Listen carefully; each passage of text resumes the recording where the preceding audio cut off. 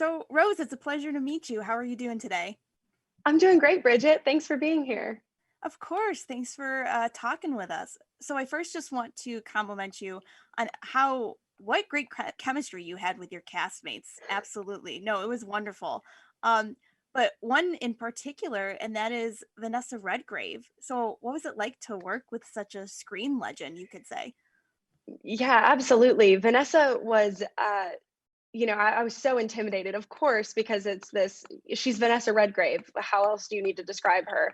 And so when I came on set that day, I was so nervous about it, but she really put me at ease. She was so comforting and had such great advice and never made me feel uncomfortable around her and really just set me at ease. And it was just a joy to work with her, and being able to watch how she did everything was a masterclass on acting. Just every single scene that we shot with her, I was like, I'm learning so much from you. And if you just paid attention to every move that magical woman makes, you would learn so much about acting and so much about filmmaking in general. And now you said she did share with you some advice. She did.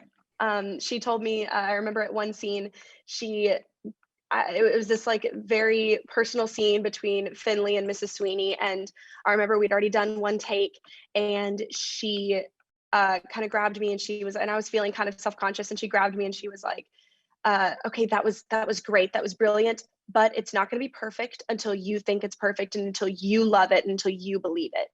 And I was like, wow, okay, this is fantastic advice. And so, I loved it. And I loved getting any advice from her. And she was just a dream to work around. So, is there one scene in this film in particular that you are most excited for audiences to see? Gosh, that's so hard. There are so many that I love. I love the pub scene with their first kiss. I love the festival dance. But I think my favorite scene is probably their date night scene, where we get to wear harnesses and fly around the castle. And it was just so much fun to film. And when I saw it on the big screen, I was just like, wow, this totally encompasses the feeling that we had while we were doing this. It's so freeing and exciting and fun. And I mean, how could it not be? You're flying around in a harness in a castle. So I'm excited for audiences to see that scene. I loved filming it. I think it's so fun and life filled. And I hope that they enjoyed as much as we did. Now, if you want audiences to leave with one feeling and one feeling only after watching this film, what would that feeling be?